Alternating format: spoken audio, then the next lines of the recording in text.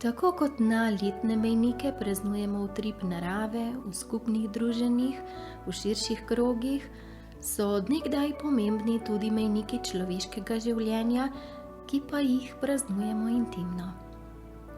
V času nosečnosti in poroda ter časa po porodu so se naši predniki posluževali vsega mogočega, da bi v največji možni meri zavarovali mater in otroka.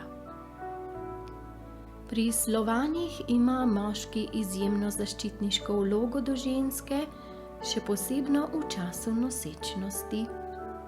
Če svojega časa ne more deliti z njo, še posebej ponoči, mora ženska nositi njegove obleke ali del oblačil, dovolj je imeti pri sebi na primer njegov pas. Ponekod je bila navada, da je ženska med nosečnostjo izdelala lutko in še preden se je otrok rodil, je morala biti nekaj časa položena pod očetovim vzglavnikom, da se je napolnila z energijami zaščite. Po rojstvu je mati lutko položila v zibelko. Pri nas v Posoških koncih so staroverci povedali, da otroška posteljica in popkovina tvorita živo vez med materjo in otrokom.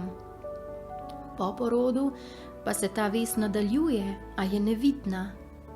Nadaljuje pa se lahko le, če živo vez vrnemo materi zemlji. Šele ko jo v celoti sprejme, postane tista nam nevidna vez trajna.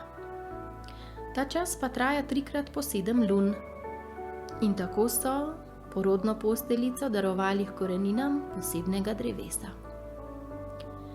Po vsej Sloveniji pa je poznana navada zalivanja drevesa z vodo, v kateri se je dojenček prvič okopal, ki naj bi prav tako delovala zdravilno predvsem za otroka.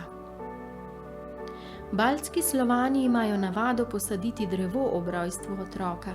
Če se rodi punčka, posadijo lipo, če fant pa hrast. Ta šega izhaja iz prastare mitološke predstave o stvarjenju, ki je poznana v več delih današnjih slovanskih držav in pravi, da sta vrhovni bog in boginja ustvarila prvo žensko iz lipe, moškega pa iz hrasta.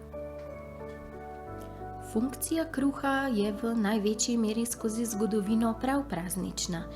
Srečamo ga kot sestavni del obredov od rojstva pa vse do smrti. V svetu stare predkrščanske vere hlebec sam po sebi simbolizira sonce. V starih obredih je kruh stalnica, ki simbolizira tudi obilje in rodovitnost. Širom Slovenije srečamo običaj darovanja belega hlebca otrokovi materi z namenom, da bi bil otrok srečen in nikoli kruha lačen. V Prekmurju je to bela pletenica, imenovana bosman, ki je okrašena s ptičkami. Mati dobi toliko krušnih ptičk, kolikor je otrok pri hiši. Še več o obredih in šegah v povezavi z nosečnostjo in rojstvom iz naših rodnih tradicij pa si lahko preberete na naši strani svarunica.com.